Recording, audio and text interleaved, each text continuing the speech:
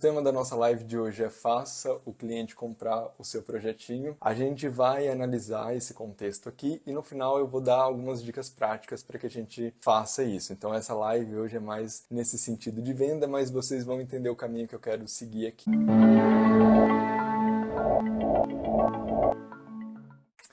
Bom, para quem não me conhece, meu nome é João Paulo Guimarães Rosa, eu sou arquiteto e urbanista. Eu costumo sempre dizer também que é apaixonado pela profissão.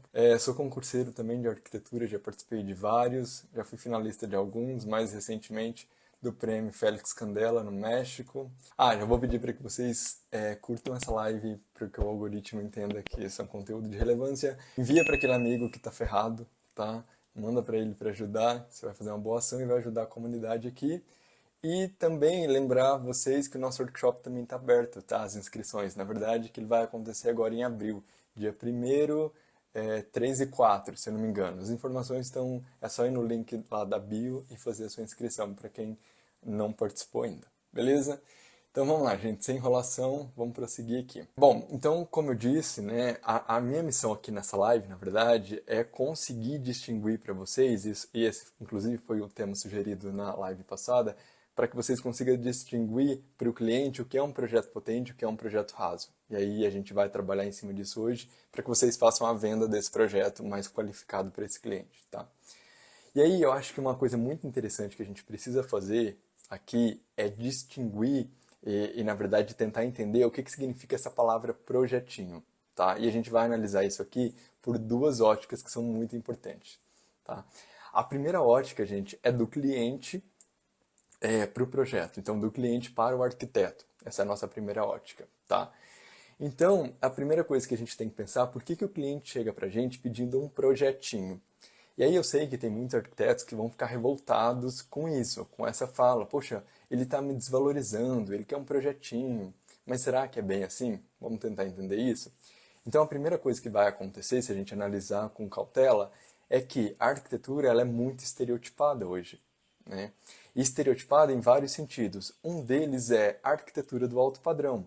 Então, a arquitetura já tem esse lugar de que ela é produzida por uma classe específica, que é uma classe alta, e que, portanto, as pessoas que são mais humildes, financeiramente falando, elas não têm acesso à arquitetura. Então, geralmente, esse cliente que chega para a gente falando eu quero um projetinho, pode ser um desses lugares, ele, na verdade, está querendo te dizer o seguinte, olha, eu não participo desse lugar do alto padrão, mas ele também tem vergonha de verbalizar isso. Então, ele vai chegar para você com esse escudo, falando, eu quero um projetinho, tá?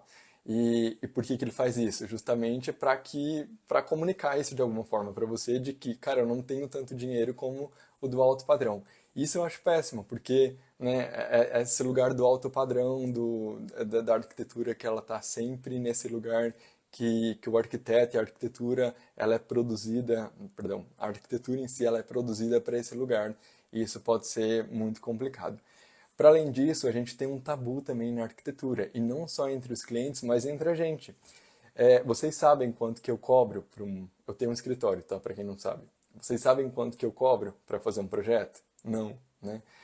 Se a gente perguntar quanto que Brasil Arquitetura cobra, quanto que sei lá, coletivo de arquitetos, enfim, entre outros, o escritório do Oscar, da Zaha Hadid, né? Não eles, né? Mas o escritório que ficou... Vocês sabem quanto que eles estão cobrando? A gente não sabe, né? Então, é um tabu até entre a gente. Então, um projeto é um tabu para o cliente, a gente tem que entender isso também. Quanto que é um projeto? Eles não sabem. Então, percebe que eles já chegam na defensiva, pedindo um projetinho, porque esse valor pode ser astronômico também. E aí já tem esse estereótipo que vai reforçar isso de alguma forma, que é o alto padrão. Então ele chega nesse lugar aqui, que é o do tabu, né? Só que, então, esse é um dos lugares, tá, gente? Que eu acho importante a gente pensar aqui. Outra coisa que a gente pode pensar também é que esse cliente também, ele chega para você, e essa é uma das alternativas que a gente pode pensar. Uma outra é, ele não entendeu ainda o poder da arquitetura, de fato. Então, ele não sabe a transformação que ela gera na vida dele. E aí, novamente, por causa do estereótipo da arquitetura. os projetos rasos, tudo que está sendo produzido nos condomínios fechados. Então, aquele lugar do projeto raso, que eu sempre lembro vocês, que um projeto raso cumpre apenas a função primária da arquitetura, que é o abrigo. Então, ele chega para você, realmente ele quer um projetinho, porque de alguma forma ele quer um abrigo, e não diria nem que ele quer um abrigo, mas na verdade é o que ele reconhece como sendo arquitetura. E aí a gente pode fazer até um paralelo aqui, por exemplo, com um designer.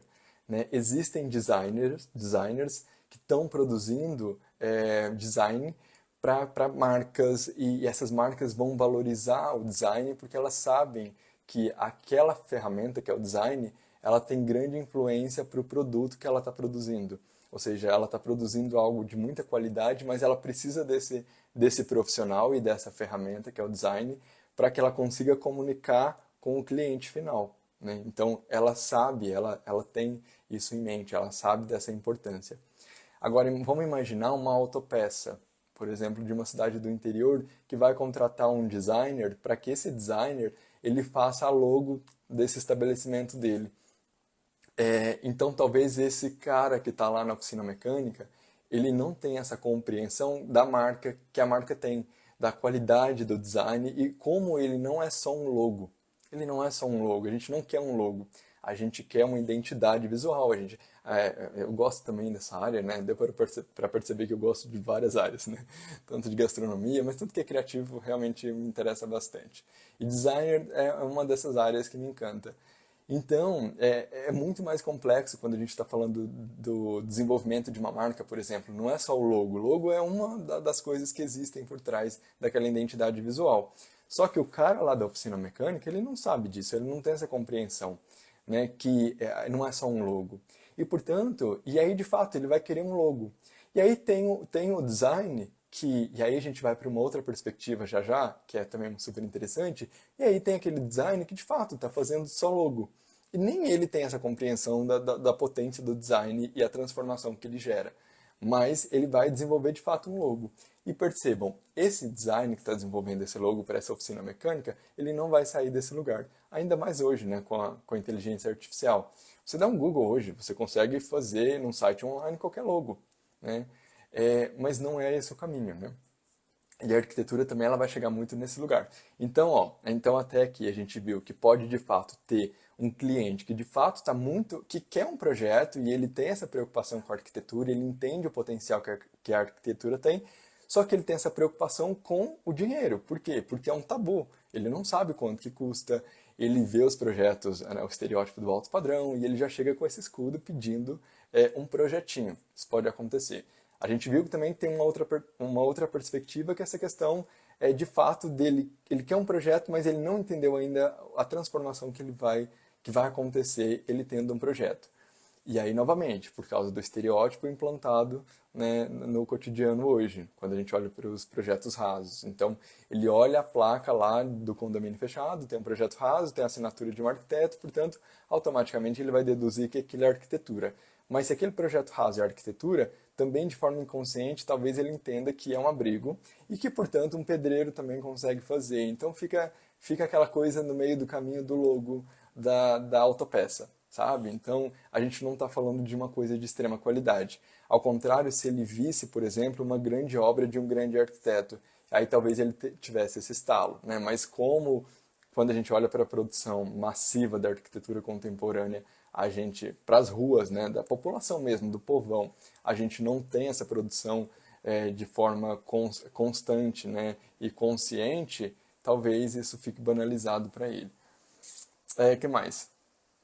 Deixa eu até contar uma história para vocês que aconteceu recentemente comigo. Uma cliente me procurou, ela é de Goiânia, para quem não sabe eu estou em Brasília, tá?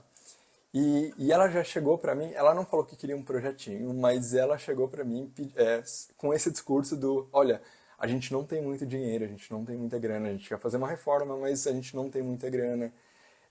E isso para mim é tão natural, gente, porque é isso que eu estou falando, é um tabu mesmo, sabe? Eles não sabem quanto que a gente cobra. No caso dela, eu acho até que ela de alguma forma ela sabe, porque ela já contratou um arquiteto.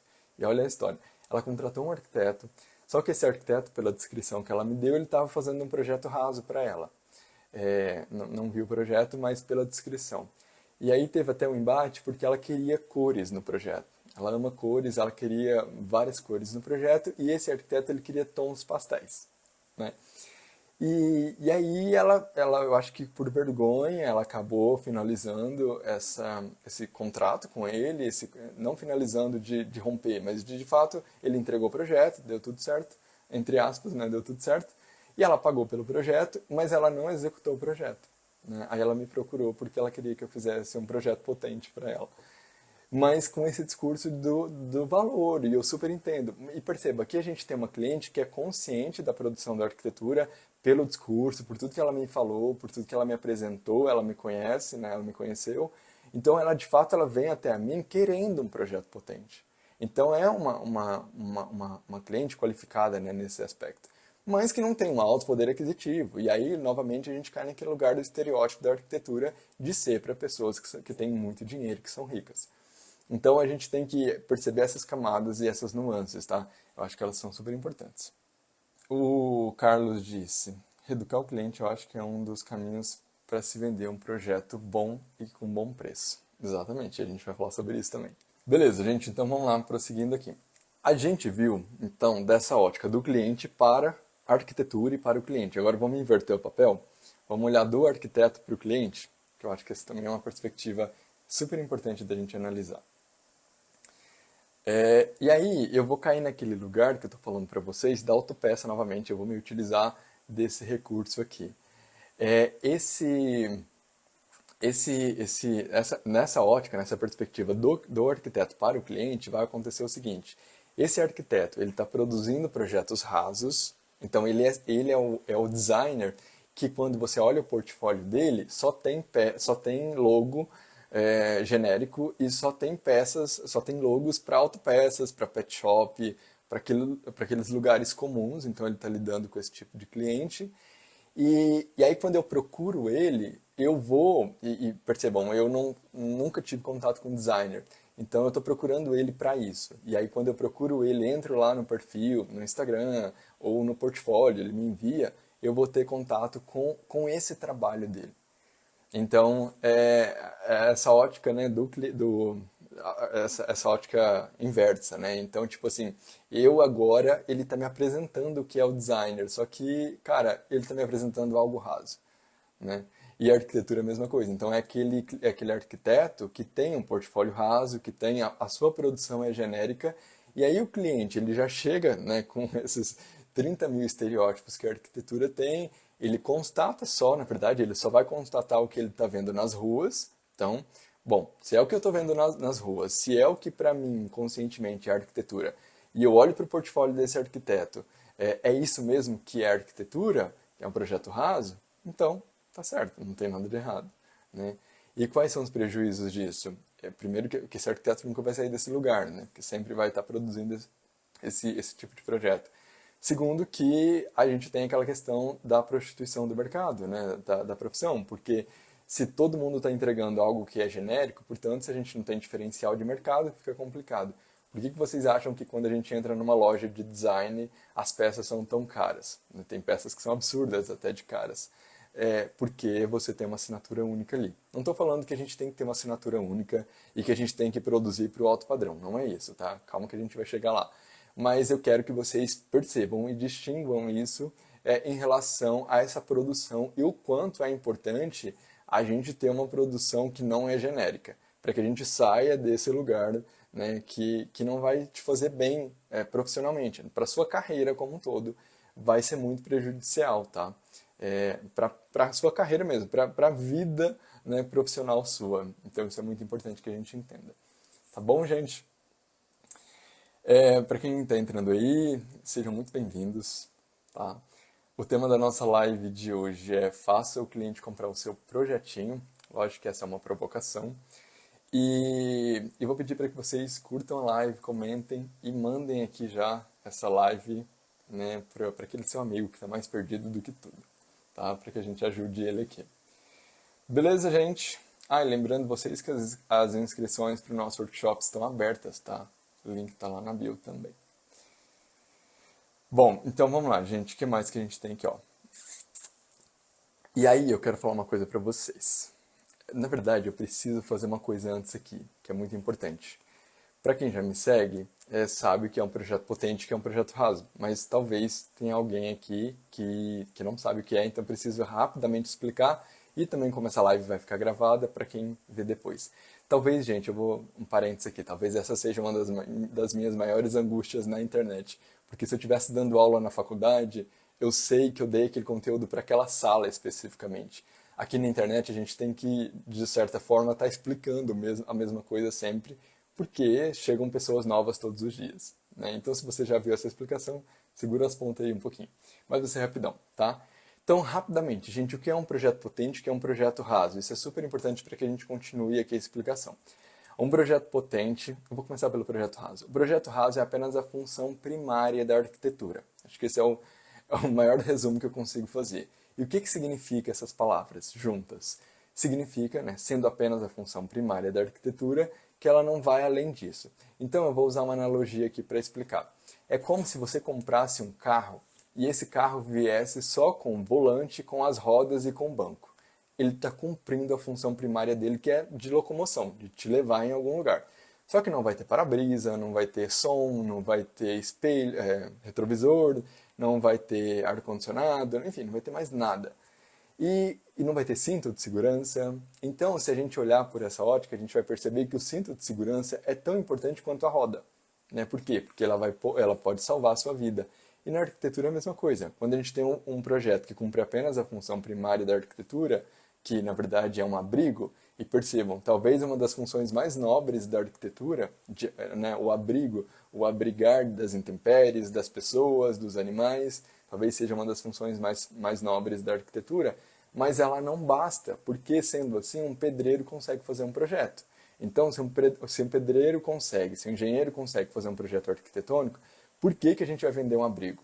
Então, a arquitetura ela precisa ir além da função primária da arquitetura. Tá? Um projeto ele precisa ser responsivo às condicionantes. E aí a gente precisa, para além disso, também dar respostas sofisticadas do ponto de vista técnico para que ele seja responsivo, ou seja, né, de forma prática. Eu estou na zona bioclimática 8, tem esse clima X, esse clima Y.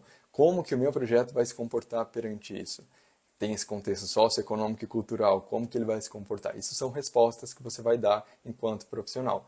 E aí essas respostas precisam ser sofisticadas. Por quê? Porque se você dá resposta por resposta, não significa nada. Qualquer um consegue. Agora, como bom profissional que você será ou que você é, ela precisa ser qualificada. E aí, mais duas vertentes. Ela precisa ser qualificada do ponto de vista técnico, ou seja, de soluções técnicas e plásticas. Porque ela precisa ser tecnicamente explorada, mas plasticamente bonita também. Né? Porque a arquitetura é isso. Tá? Então acho que é isso, é o resumo que eu consigo fazer aqui do que é um projeto raso, do que é um projeto potente. Tá? O Rafa está falando aqui, ó. Depois de conhecer o seu conteúdo, João, meu atendimento com o cliente mudou drasticamente. Só tenho que agradecer, João. Que bom, fico muito feliz, de verdade. E nessa live eu acho que vai mudar ainda mais, Rafa. Fica até o final. A gente tem muita coisa aqui, ó. Então vamos lá, gente. E aí é o seguinte, então existe um público, e a gente tem que pensar que existe um público correto para a gente trabalhar. E aqui também uma provocação, porque quem me conhece há mais tempo sabe que eu tenho uma certa ressalva com essa questão de público-alvo e principalmente com nicho. Porque a arquitetura é uma profissão, a nossa formação, na verdade, ela é generalista. A gente aprende a projetar desde uma maçaneta a um planejamento urbano, né? Passando aí por uma casa, por um hospital, centro cultural, enfim. A gente tem essa formação. Então, na minha cabeça, e essa é uma opinião pessoal, não faz muito sentido a gente nichar e fazer quarto de bebê, entendeu? E acho sem graça até. E talvez as pessoas façam isso por não dominarem o processo de concepção e ficarem nessa zona de conforto. Mas esse é papo para uma outra live também. Mas por que a gente tem que ter um público correto? E aí é isso que eu estou brincando aqui com vocês, porque na verdade o público, quando a gente fala de público, essa questão do marketing, né, as pessoas vão para um lugar assim, como que é a sua persona, público-alvo, alto padrão, a gente vai para esse lugar. A minha intenção não é essa. Na verdade, eu vou falar para vocês qual é o meu público-alvo, qual que é a minha persona. A minha persona é aquela cliente, eu vou dar aqui um estereótipo, a dona da Alva da casa da Vila Matilde. Ela é a minha É a minha persona, ela é a minha cliente ideal. Porque, gente, para mim, João Paulo, não importa se aquela cliente ela tem dinheiro ou não. Importa é que ela esteja em consonância com a minha arquitetura, com o que eu estou produzindo. E aí talvez seja importante vocês entenderem qual a missão de vocês com a arquitetura e o que vocês acreditam enquanto arquitetura. Por exemplo, eu acredito no projeto Potente, né, que é um projeto que é responsivo, é um projeto que tem qualidade técnica e plástica. Então eu acredito que esse orçamento desse cliente, por exemplo, é uma condicionante, que portanto eu preciso dar uma resposta, ainda se for menor, tão qualificada quanto para aquele cliente que tem dinheiro. Percebe? Então, o meu cliente não é o cliente do alto padrão. Até porque, talvez, esse cliente do alto padrão, por mais que ele tenha dinheiro e a gente pense assim, não, ele vai ter mais dinheiro, eu vou poder ter mais ousadia plástica, né? Vou poder utilizar madeira laminada colada, sei lá, uns materiais mais diferentões. Mas talvez o ego dele é tão grande, sabe? Que ele quer o projeto raso porque ele quer, que ele está inserido nesse lugar do Alphaville de São Paulo, sabe? E que, portanto, ele quer a cópia do que ele está vendo ali. Então, o meu cliente não interessa o poder aquisitivo dele. Me interessa, na verdade, é que ele tenha consonância com o que eu acredito. E por que eu trago a Dona Dalva da casa da Vila Matilde? Para quem não conhece, é só dar um Google, Casa Vila Matilde, Terra Ituma, Arcdale, que vocês vão achar. Que é a história, né, pra quem não conhece, é a história de uma empregada doméstica que ela tinha 150 mil reais, ela contrata um escritório de arquitetura, que é o Terra Ituma, e eles constroem um projeto que foi premiado internacionalmente, inclusive. A minha cliente ideal é essa cliente que, né, que vai acreditar no meu trabalho. Então, se ela tem um alto poder aquisitivo ou não, isso pra mim não vai influenciar. E digo mais pra vocês, talvez se chegar um cliente pra mim e falar assim, João, tem essa cliente aqui que vai pagar 50 mil pra você fazer a casa dela. Só que, e aí é a escolha de cada um, né, gente? Tem 50 mil reais, só que você vai ter que fazer um projeto raso para ela. E tem essa outra cliente aqui, que é a Dona Dalva, que você vai ganhar 15 mil reais no projeto dela. Só que você vai fazer o que você acredita. Gente, eu sou libriano, mas nesse momento eu não tenho dúvida que eu pegaria a cliente que é a Dona Dalva, tá? Porque eu teria tesão de fazer aquele projeto e jamais faria aquele projeto raso por dinheiro. Mas escolhas também, né? E não estou falando que eu não trabalharia com alto padrão, muito pelo contrário, desejo até. Mas esse desejo do alto padrão, desse cliente do alto padrão, ele tem que vir para mim não só porque ele tem dinheiro, mas ele tem dinheiro e ele vai acreditar na boa arquitetura. E tenta, gente, não estou falando que não tenha não. Até porque Márcio Kogan, tem vários arquitetos que trabalham com alto padrão, mas de extrema qualidade. A gente não está falando daqueles projetos rasos, monumentais, né, com a linguagem genérica. Então tem esse cliente também. É mais difícil, tá? Mas tem. Beleza? Dito isso, agora vamos então para a prática. A Isa tá falando assim, ó, já escutei muito, mas é o sonho daquela pessoa, então você tem que fazer o jeito que ela quer. Sim, né, Isa? A Isa tá falando que é aquele discurso sempre de falar assim, mas a pessoa quer assim, é o sonho dela, você tem que fazer. Gente, minha opinião, não. Nossa, não. A gente pode demitir um cliente, tá? Eu sei que é delicado, principalmente para quem está começando. Claro, a gente tem que pagar boleto e às vezes você está precisando pagar uma conta e precisa pegar um projeto. É uma situação. Eu já tive, inclusive, no estágio, eu tive uma situação assim, onde isso foi lá em Minas, inclusive, tinha um arquiteto e o cliente. Aí o cliente começou a rabiscar assim na frente. E o arquiteto não concordou muito e tal, e foi gerando uma situação ali. Aí o arquiteto virou e falou assim, já que você sabe o que você quer, já que você está desenhando para mim, chama o pedreiro ou o engenheiro e ele vai fazer para você. Foi tipo isso. Eu acredito muito nisso também, sabe? Porque se ele está contratando a gente, é justamente para ter essa opinião, esse apoio técnico, né? Em vários aspectos, tá? Então, gente, eu acho que não. Isso é muito triste. Lógico. Aí tem um ponto. A gente precisa entender isso, porque também tem arquitetos que têm o ego lá na lua e quer empurrar. Assim como a história anterior que eu contei aqui pra vocês. Essa cliente, ela queria cores. E o arquiteto chegou pra ela e falou assim, não, isso é cafona, isso é quiche, né? Não, vamos trabalhar aí com cores pastéis. Aí, entendeu? Isso eu acho que é maleável. Então, por exemplo, eu amo cores. Então, todos os meus projetos terão cores. Mas se o cliente chegar para mim e falar assim, João, vamos dosar isso aí? Eu gosto mais de tons pastéis. É uma escolha dele, e ele que vai viver naquele ambiente. E eu concordo com isso. Aí eu vou trabalhar, vou tentar empurrar uma parede ali ou outra colorida para trazer um tom. Mas se ele falar, não, João, eu quero tudo branquinho, vamos trabalhar em cima do branco. Agora, tem coisas que não dá para se abrir mão, entende? Principalmente na questão da obra em si. Então não dá para ele trazer um desenho pronto, ou eu estou dando uma boa solução e ele falar que não, que quer igual o vizinho que tem um projeto raso. Se você quer assim, então contrata o arquiteto que fez entendeu? Eu sou dessa opinião, tá, gente? Então, eu acredito muito nisso. E realmente esse é um discurso que eu não compro, de verdade, tá? A Débora tá falando, eu também acho que não. Não somos desenhistas, não somos desenhistas dos clientes. A gente acaba parecendo estagiários estagiário deles. Sim. E aí também, gente, eu acho que vocês tocaram num ponto aqui importante também, porque eu acho que isso também se dá muito em relação a posicionamento, tá? Porque eu sempre falo isso pra vocês, né? Tudo vai comunicar, então como que vocês estão comunicando? Eu vou dar um exemplo aqui pra vocês novamente com o designer. Aquele designer que chega, que tem um perfil que só tem logozinha, que é um perfil mó zoado, que só tem logo de mecânica, de peça, ele não tem um portfólio estruturado, ele não tem uma boa apresentação. E aí a boa apresentação que eu digo pessoal, em todos os âmbitos, tá? Aparência pessoal, né, profissional. Você entra no Instagram dele, é uma bagunça, tem um monte de coisa, é zoado. E isso não passa essa veracidade. Ao contrário, quando ele contrata um designer que é sério, um designer que tem um trabalho, que tem narrativa, que tem coerência ali com o trabalho. Então, acaba que você impõe um respeito. Isso também é muito importante, tá? A gente tem sempre que estar pensando isso. Talvez, será que ele não está respeitando porque ele não está vendo autoridade em você? Eu nem gosto muito de falar dessas coisas, tá, gente? Até porque também não é o meu lugar de fala, tá? Assim, né? Eu falo muito no que eu acredito, mas é só um toque mesmo, assim. Talvez você não esteja passando esse lugar da autoridade. Como que a gente faz isso? Produzindo projetos potentes e vendo essa comunicação visual também, que é super importante, tá? Mas isso também é papo para outra live. Aí o Rafa falando, sim, já aconteceu comigo também, João. Foi bem tensa a situação. Pois é, graças a Deus, gente, não aconteceu comigo.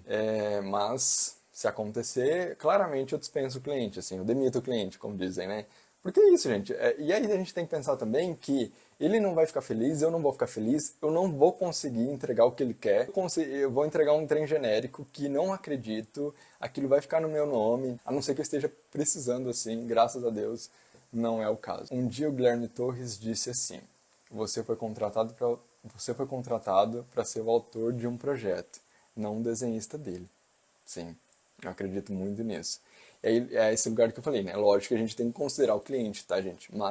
E já aconteceu algumas situações comigo, por exemplo, de um lustre, tá? De uma cliente com lustre. Ela queria um lustre super clássico, aqueles de cristais, que eu acho extremamente cafona, e não combinava em nada com a estética que eu estava propondo, que era contemporânea, mas era o sonho da vida dela. Ela sempre sonhou com esse lustre, mas eu consegui provar para ela que não ia ficar legal. E aí a gente não colocou o lustre que eu queria e não colocou o que ela queria. A gente andou no meio do caminho, se encontrou ali e ela ficou super satisfeita. Mas se ela quisesse colocar o lustre de cristal que ela sempre sonhou, ok, gente.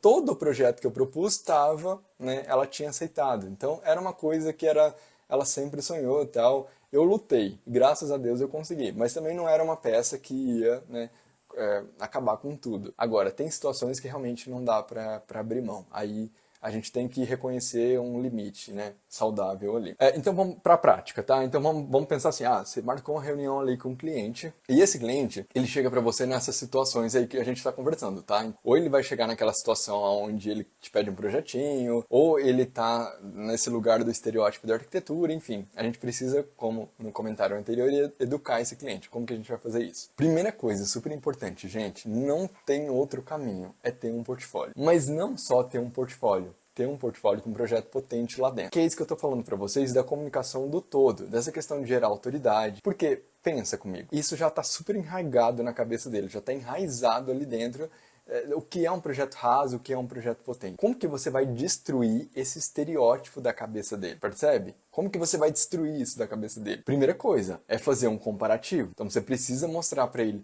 o que é essa arquitetura que você tanto fala, que é uma arquitetura diferenciada, uma arquitetura qualificada, que é um projeto raso. Então a gente precisa fazer esse comparativo para ele. Como que você vai fazer isso? O projeto raso você não precisa produzir algo para mostrar porque já está nas ruas. O projeto potente tem que vir de você. Ou seja, você apresenta um problema, mas você apresenta a solução, que é você, que é o seu trabalho. Só que como que a gente vai fazer isso na prática? Isso é muito importante. Essa primeira reunião, esse primeiro contato, você vai conversar com esse cliente, você não vai falar nada de portfólio, é uma conversa informal mesmo, e aí você vai começar a coletar dados desse cliente, mas não tipo, o que você gosta? Você gosta de qual arquitetura, qual estilo? Não, não é isso. Você vai começar a perguntar da vida dele. Então, e aí, onde você mora? Aí ele vai falar, sei lá, não, eu morava em São Paulo, mas lá a vida é muito caótica. Aí eu me mudei para o interior porque eu amo o interior, vou sempre para o sítio, adoro. Opa, você já tem uma informação super valiosa aqui. Ou seja, é uma pessoa mais tranquila, que gosta de natureza, uma pessoa mais calma. Isso de forma, ele vai te falando isso, você vai nutrindo essas informações para que ele te dê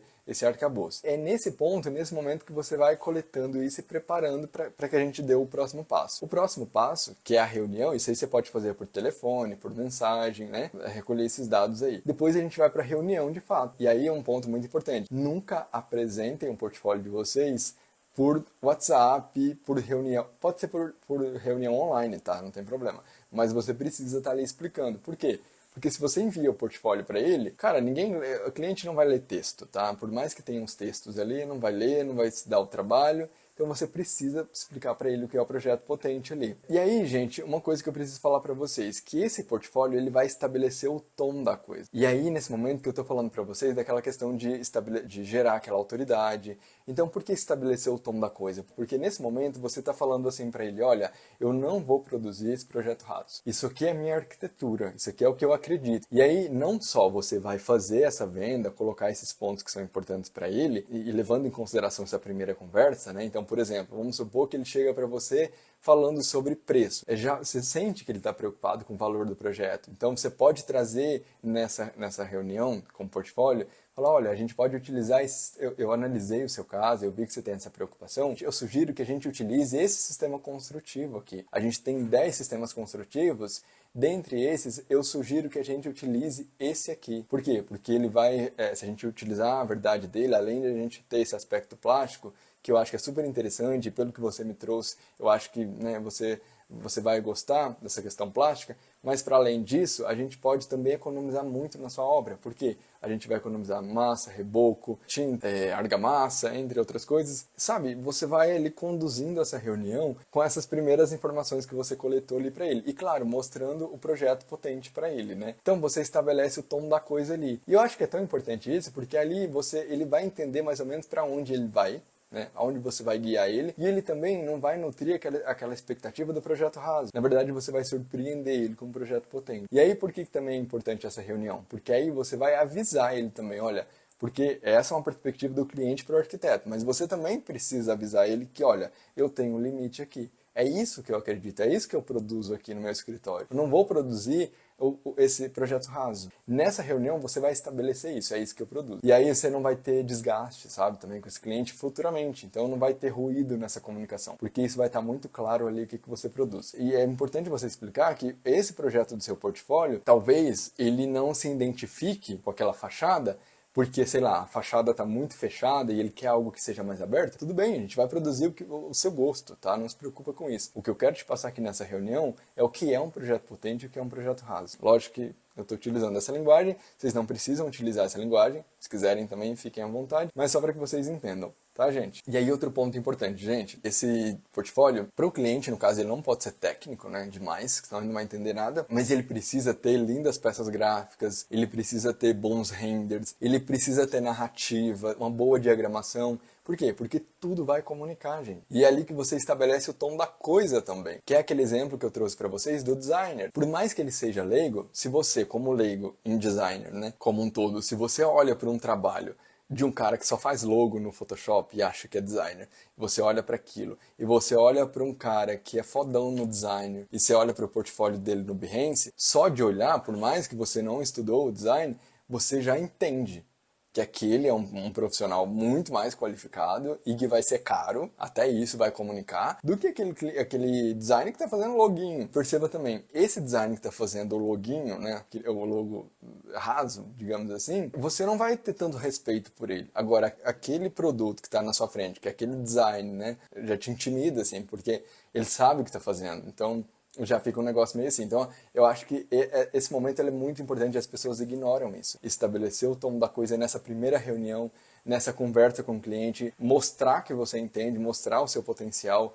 ali é muito importante até para o final da obra, porque ele vai te respeitar. Tem aquelas questões de obra também, né, gente? Do pedreiro influenciar. Eu nunca tive problema com isso, então talvez exatamente por isso, assim, pelo que eu tô comunicando, talvez. Então, sempre o cliente, ele me escuta. É igual leão, né? Tipo, na savana. Se ele sentir o cheiro do medo, ele ataca. É muito isso, assim, também no canteiro de obras. Se ele sentir que você tá inseguro, se ele sentir que o seu trabalho não, sabe, não é aquela coisa toda, mediano ali, talvez ele possa ficar balançado com algumas opiniões, tá? Não que isso não aconteça com grandes arquitetos também, tá, gente? Não vamos cair nesse lugar, não, mas a gente tenta se cercar também, tá? Também outra coisa que eu acho super importante, gente, nesse processo também, a gente alinhar essas expectativas, né? Que foi um pouquinho do que eu falei aqui pra vocês também, do tipo, comunicar isso, sabe? Então, tipo, olha, o que que você quer e o que que eu posso te entregar. Também eu acho que é super importante nesse portfólio, falando ainda do portfólio, vocês definirem a persona. Porque o público-alvo é essa persona aqui nesse portfólio que você está desenvolvendo, ou seja,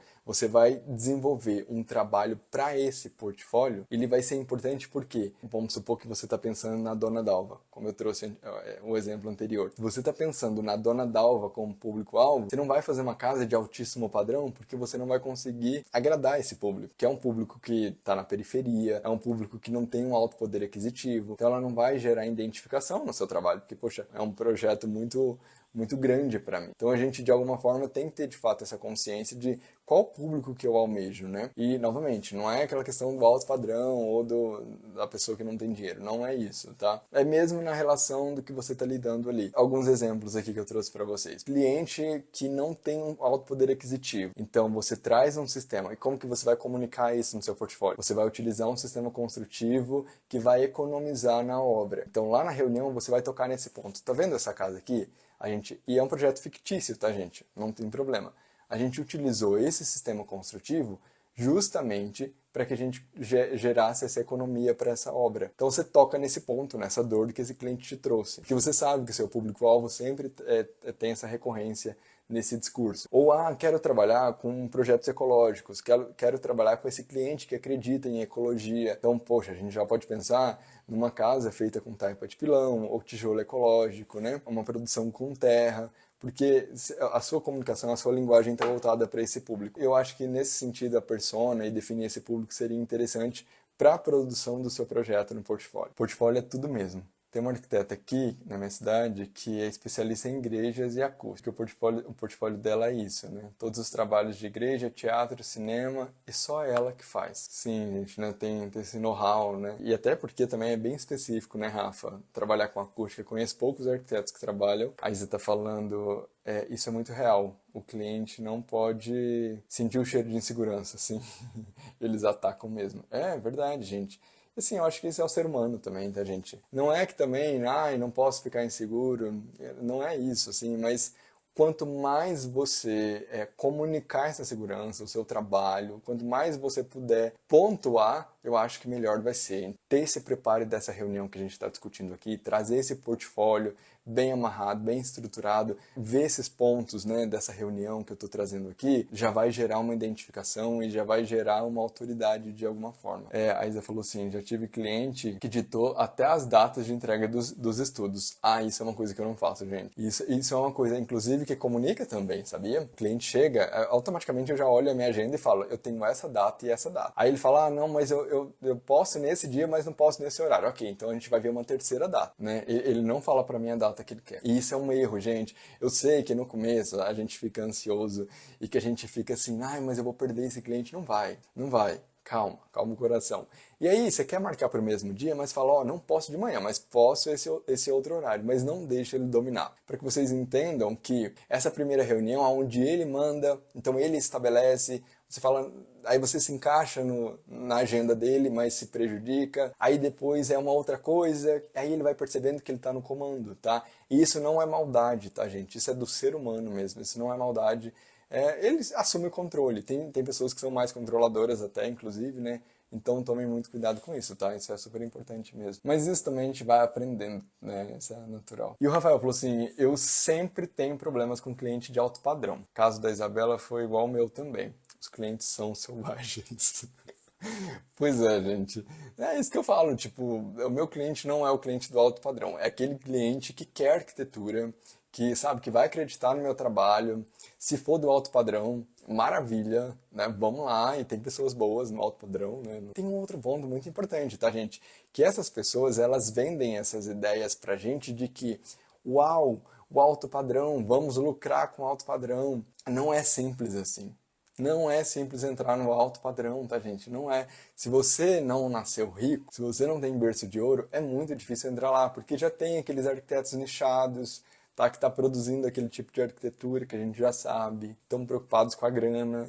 Então, realmente, assim, de coração, não é o meu público, assim. Meu público é o que me paga bem, lógico, porque eu acho que isso é super importante, né? Não tô aqui para trabalhar de graça para ninguém. Eu quero cobrar o que é justo para mim, mas eu quero ter tesão no que eu tô fazendo. Eu não quero, sabe, fazer por fazer, realmente não é pra mim. Vamos pro 2, tá, gente? Então, só recapitulando aqui rapidinho, porque eu sei que essa live hoje ela tá bem complexa. Então, o primeiro ponto é ter um portfólio e dentro desse portfólio ter um projeto potente. Pra quê? Pra gente estabelecer o tom da coisa com esse cliente. Então, ou seja, cliente, é isso aqui que eu estou produzindo, é isso aqui que eu vou te entregar. E aí, nessa perspectiva, você vai trabalhar essas dores e esses desejos que ele tem durante esse caminho. Então, você vai sentar com ele. João, não tenho escritório, eu também não tenho, trabalho home office.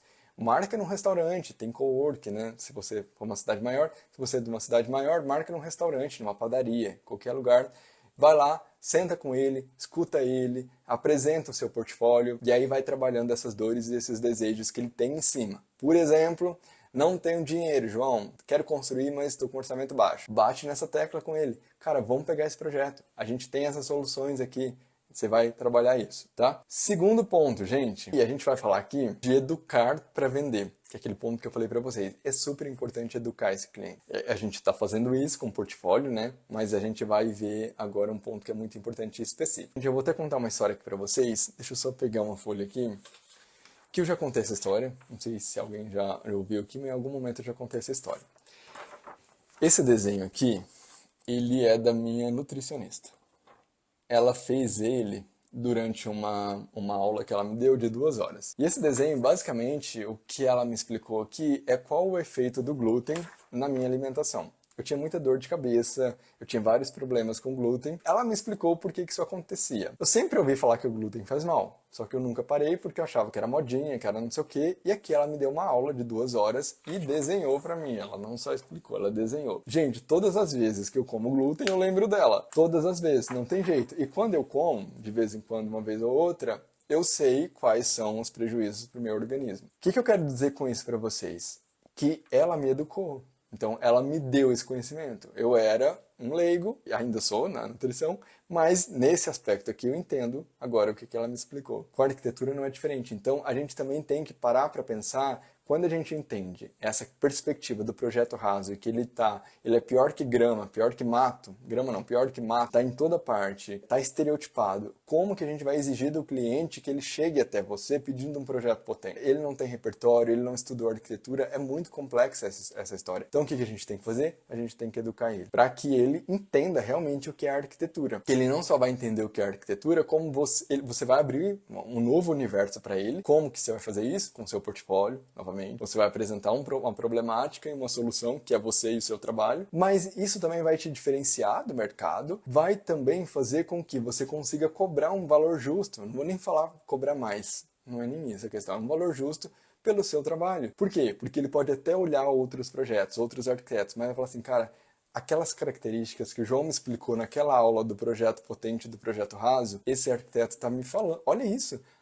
Sabe, vai acender um alerta ali, gente. Implantação no centro do terreno. Nossa, os projetos dele é assim, entendeu? Porque quando você tem 2 projetos rasos, o que você está brigando ali? Por preço, entende? Não tem valor, é preço, preço. Então eu tenho a Isa, eu tenho o Rafael, os 2 estão fazendo projetos rasos, são iguais, são genéricos. A Isa está cobrando 15 e o Rafa está cobrando 10. Tenho 2 laranjas idênticas, mesmo produtor, mesmo lugar, mesma feira. Uma custa 10, outra custa 5. Qual que você compra? Não é óbvio. O que vai fazer ele pagar mais pelo seu trabalho é porque você tem um produto de qualidade, você não é mais do mesmo, você explicou para ele quais são os prejuízos de um projeto raso, quais são as consequências, quais são os benefícios do seu trabalho, do projeto potente, o que você acredita, narrativa, entende? E aí, gente, essa reunião, eu acho que vocês já entenderam isso, mas deixa eu reforçar isso aqui, essa reunião com esse cliente, ela precisa ser orquestrada mesmo. Isso vocês vão sentar e vão estudar naquela primeira reunião, naquele discurso que ele trouxe para vocês, e vocês vão identificar esse discurso dele. Então ele falou muito sobre essa questão, gosta de um lugar de fazenda, então, né, ele tem essas características. Observei também que ele está muito preocupado com o preço. Você vai sentar no seu computador e preparar uma reunião com ele atacando esses pontos, sabe? É uma venda. A gente tem que entender que a gente está vendendo um produto. E por que a gente tem que vender esse produto? Eu tinha muita resistência com isso, tá, gente? De vender. Mas eu entendi que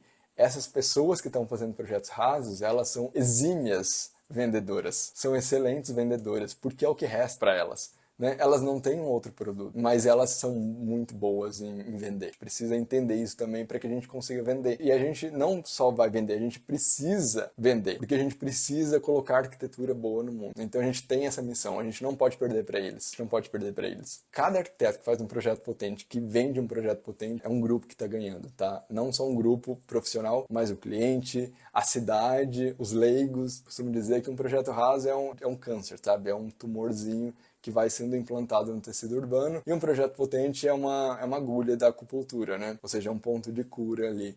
Então isso é muito importante. Antes de continuar, deixa eu só ler aqui os comentários de vocês. O Guto falou assim: sério que quem não veio de berço de ouro não consegue? Isso no alto padrão? Vamos lá, nesse negócio de berço de ouro. Não que não consegue, talvez você consiga. O que eu quero dizer com quem não é do alto padrão não consegue é que é muito difícil ser inserido nesse lugar. O que eu combato, na verdade, é esse estereótipo de que quando a gente fala de marketing para arquitetos, as pessoas sempre miram no alto padrão, é impressionante. Então você tem que produzir para o alto padrão. Você precisa pegar um projeto do alto padrão.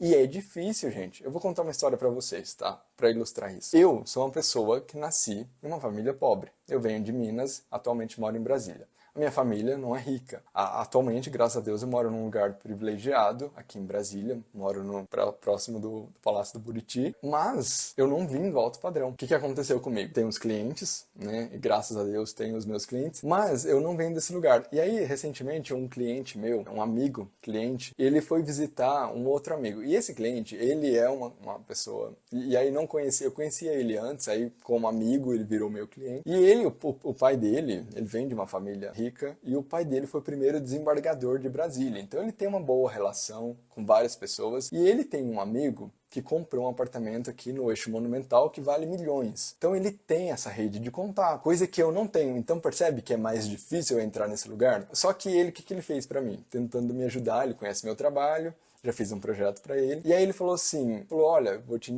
indico o João, ele é um arquiteto muito bom, né, vendendo meu peixe ali. Ele falou, não, eu acho que eu vou contratar a fulana. Quase falei o nome dela, meu Deus do céu. Vou contratar a fulana, que é uma arquiteta muito famosa aqui, que produz projetos para o alto padrão.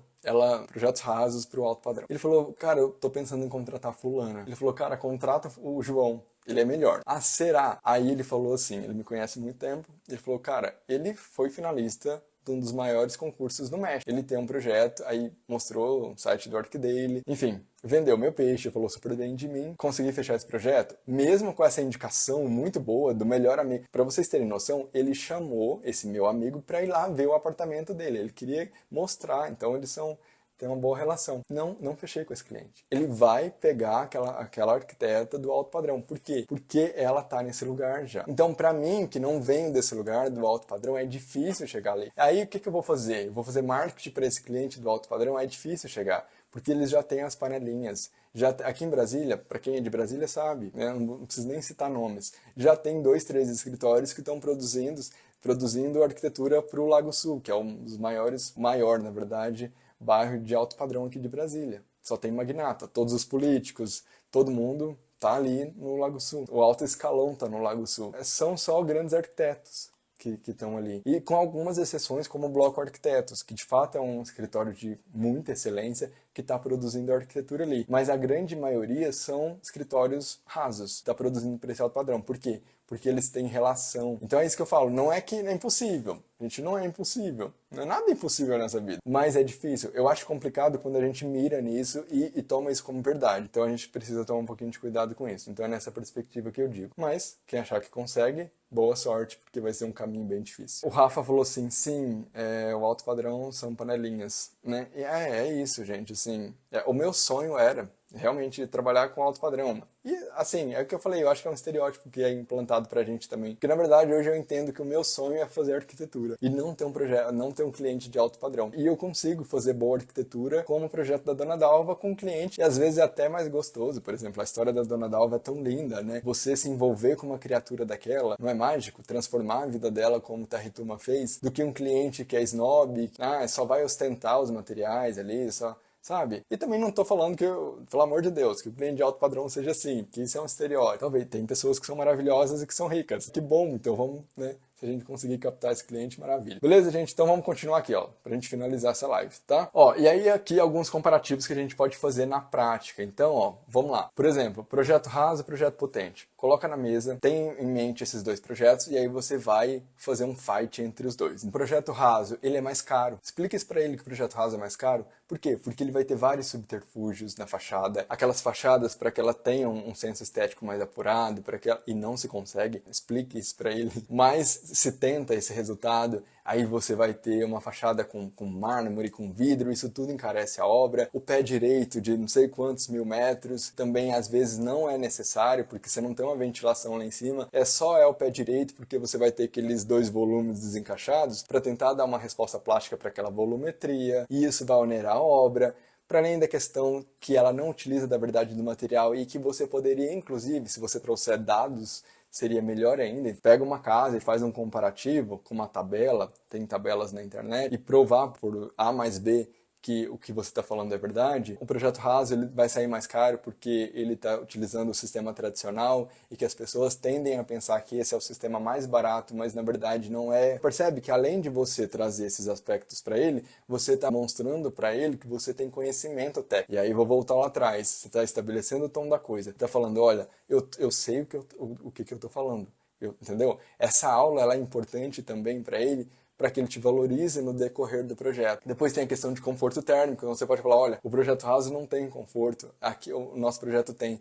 E o conforto térmico vai, inclusive, permitir que você economize com um ventilador, com ar-condicionado. Você está na zona bioclimática tal, você está em Manaus, por exemplo, aqui é super quente e úmido. Se você não tiver um conforto, você não vai suportar ficar dentro da sua casa. Então a gente pode trabalhar isso, tem uma técnica específica para isso, a gente pode utilizar esse tipo de ventilação, enfim. Aí é com você. E aí você vai explorar esse lugar com ele e também percebam que vocês vão trazendo não só narrativa, mas complexidade. Aquela questão do logo. Ele tá achando que ele vai fazer só um logozinho, mas quando ele entende o que é design, ele vai ver que tem outras camadas ali. A arquitetura é a mesma coisa. Então ele te procura achando que é um abrigo, mas ele vai entender que a arquitetura é muito para além do abrigo e ela é mais complexa do que isso. Então você vai trazendo complexidade, vai dando conhecimento, enfim. Percebe o quanto é importante esse contato com ele? E depois a gente tem qualidade de vida. Então você vai explicar, por exemplo, que o projeto raso, geralmente, né, ele é implantado no centro, se gera aqueles corredores ociosos. Para quem participou do último workshop, né, vai entender perfeitamente o que eu estou dizendo aqui. Se você não participou, clica no link da bio e se inscreva, que vai acontecer agora em abril. Está lá o link na bio. Então você vai explicar esses prejuízos dessa implantação também. E aí perceba, por exemplo, imagina que nessa primeiro contato que você teve com ele, ele falou que o sonho dele é ter filhos. E aí você pode explorar isso, entendeu? O sonho do casal é ter filhos. Então, cara, vamos fazer um projeto aqui, a gente pode fazer um pátio onde essas crianças vão correr, ou seja, você está estimulando e trabalhando com o sonho dele, você tem ali um potencial. Agora, se você faz um projeto raso, você vai ter esses corredores ociosos, você não vai ter espaço para eles correrem. Aqui a gente pode fazer o projeto dessa forma, entendeu? Você vai trabalhando isso nessa reunião. O Guto disse assim, eu também quero fazer isso, a minha intenção é fazer uma boa arquitetura. Que bom, eu fico muito feliz.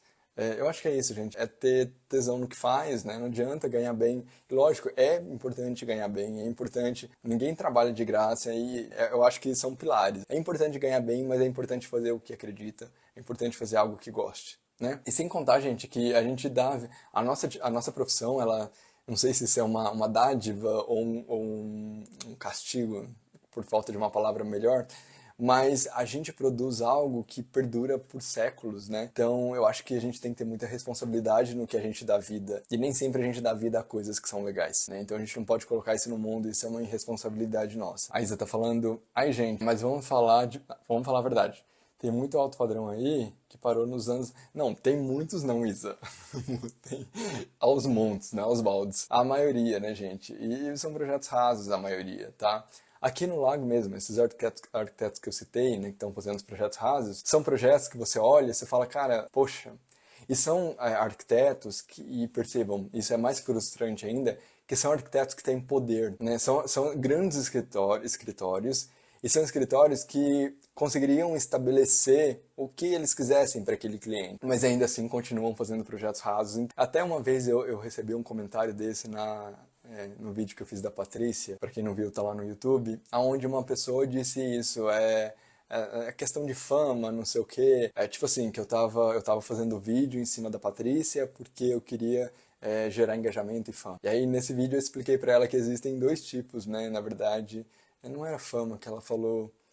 Ah, me faltou a palavra agora. Mas que existe, de fato, né, essa questão de números. Então, pessoas que vão mirar nessa questão do... Ah, eu quero ganhar dinheiro. E existem pessoas que vão querer arquitetura de verdade. O que eu expliquei para ela foi isso, que não me importa o número de seguidores que ela tem, mas, na verdade, o que eu conquistei, né, enquanto arquiteto. Prefiro 1000 vezes o meu projeto lá no site do ArcDaily ser finalista de um dos maiores concursos do Prêmio Félix Candela do que ter os números da Patrícia. E, novamente, eu amo a Patrícia, acho a Patrícia uma fofa, sigo a Patrícia, gosto dos projetos de interiores dela, mas nesse ponto específico, né, cada um pensa de uma forma. Para mim, é mais mérito ter uma boa arquitetura do que ter um cliente que te paga, sei lá, 100 mil reais por um projeto, mas que eu não vou estar feliz por ter dado vida para ele, entendeu? Então eu acho que tem que ter um meio termo ali que é super importante. Vamos pro terceiro e último, gente, pra gente encerrar essa live aqui. Terceiro ponto pra gente encerrar aqui, tá, gente? Explicar a morfologia. E aqui, para quem participou do último workshop vai entender melhor, mas eu vou tentar explicar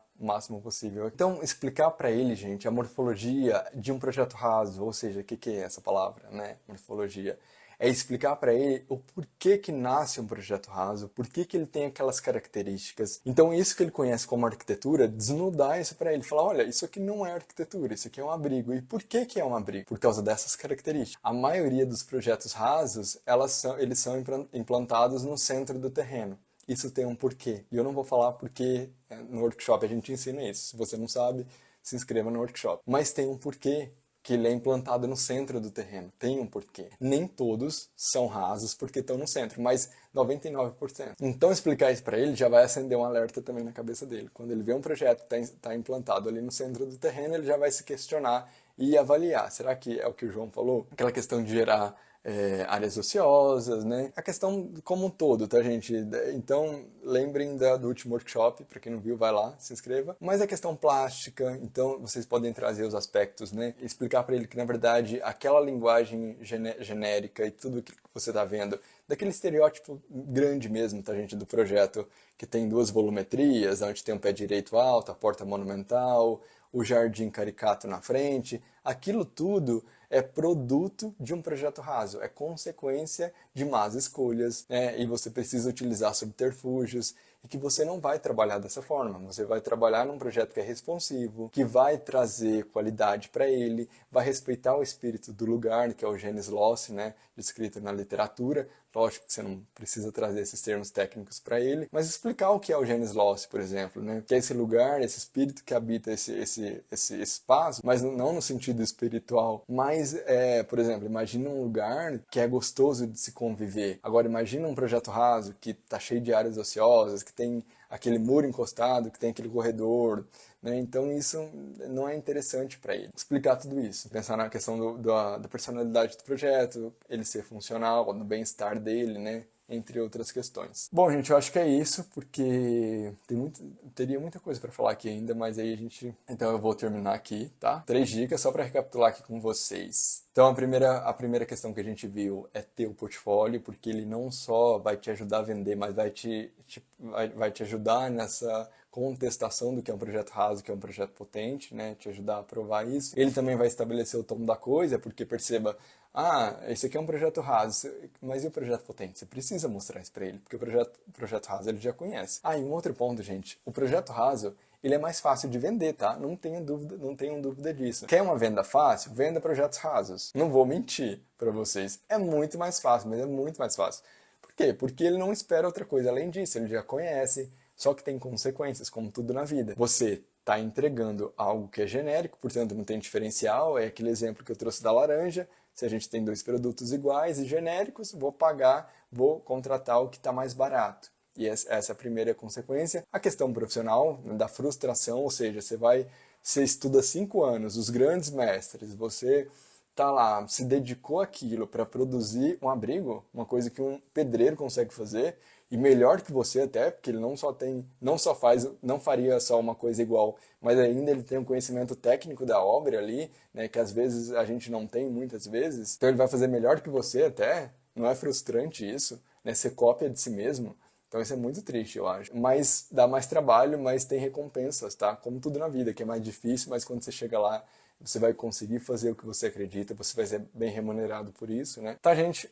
Bom, vamos lá pro próximo, então, aqui, ó. Aí, então, esse foi o primeiro. O segundo, educar para vender, ou seja, você precisa vender e explicar, como a minha nutricionista fez para mim com glúten. Ela sentou numa cadeira, sentou na minha frente e desenhou isso aqui para mim. 2 horas, não 2 horas desenhando, mas 2 horas me explicando e desenhando para mim. Cara, se alguma nutricionista chegasse para mim, João, não coma glúten. Acontece muito, não coma glúten porque faz mal. Não é diferente da pessoa sentar e desenhar isso aqui pra mim, explicar pra mim?